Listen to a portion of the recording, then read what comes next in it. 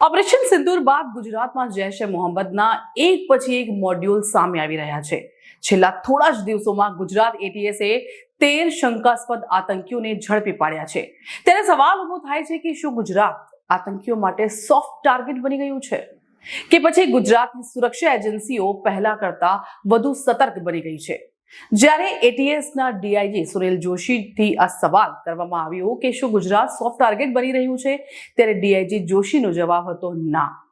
તેમના જણાવ્યા પ્રમાણે ગુજરાતમાં આતંકવાદ વધી રહ્યો નથી, પરંતુ એટીએસનું નેટવર્ક વધુ મજબૂત બન્યું છે। ફેબ્રુઆરી 2023 થી જુલાઈ 2026 સુધીમાં એટીએસે કુલ 42 આતંકવાદીઓને પકડી પાડ્યા છે।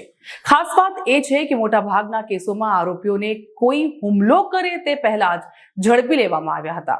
તાજેતરમાં 3 જુલાઈ, પછી 8 જુલાઈ અને ત્યારબાદ 17 જુલાઈએ વધુ 5 આરોપીઓની ધરપકડ થઈ છે। આ બંને કાર્યવાહી જૈશ એ મોહમ્મદના મોડ્યુલ સામે હતી।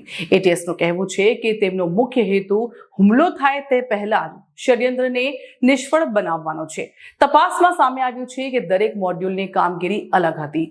કોઈ બોમ્બ બ્લાસ્ટની તૈયારીમાં હતું, કોઈ યુવાનોનું બ્રેન વોશ કરીને ભરતી કરતું હતું, તો કોઈ વિદેશી હેન્ડલર સાથે સંપર્કમાં હતું। અગાઉ પાણીમાં ઝેર ભેળવવાનો પ્રયાસ કરતું મોડ્યુલ પણ ઝડપાયું હતું। 3 જુલાઈએ ઝડપાયેલા આરોપીઓ પાસેથી જૈશ એ મોહમ્મદનું સાહિત્ય, મોબાઈલ ફોન અને પાકિસ્તાન સાથેના સંપર્કના પુરાવા મળ્યા હતા। એટીએસના જણાવ્યા મુજબ તેઓ ગુજરાતમાં દારૂલ ઇસ્લામ ગુજરાત જૈશ એ મોહમ્મદ નામથી સંગઠન ઊભું કરીને નવા સભ્યો જોડવાનો પ્રયાસ કરી રહ્યા હતા। ત્યારબાદ તપાસમાં સામે આવેલા વધુ 5 આરોપીઓ પાસેથી બોમ્બ બનાવવાની સામગ્રી પણ મળી હતી।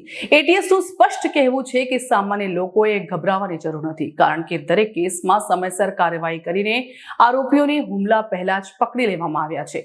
રાજ્ય એટીએસ, એનઆઈએ અને અન્ય કેન્દ્રીય એજન્સીઓ સતત સંકલનથી કામ કરી રહી છે। સુરક્ષા એજન્સીઓનું માનવું છે કે આવી કાર્યવાહીથી લોકોનો વિશ્વાસ વધુ મજબૂત બનશે। એક વાત સ્પષ્ટ છે, ગુજરાતમાં આતંકવાદી સંગઠનો પોતાનું નેટવર્ક ઊભા કરવાનો પ્રયાસ કરી રહ્યા છે, પરંતુ એટલું જ સાચું એ પણ છે કે એટીએસ સતત આવા મોડ્યુલને સમયસર શોધી કાઢી રહી છે। એટલે હાલના તબક્કે સૌથી મોટો સંદેશ એ છે કે મોદીના ગુજરાતમાં આતંકીઓ માથું ઉચકવાનો કુપ્રયાસ કરી રહ્યા છે, પરંતુ સુરક્ષા એજન્સીઓ સંપૂર્ણપણે સતર્ક છે।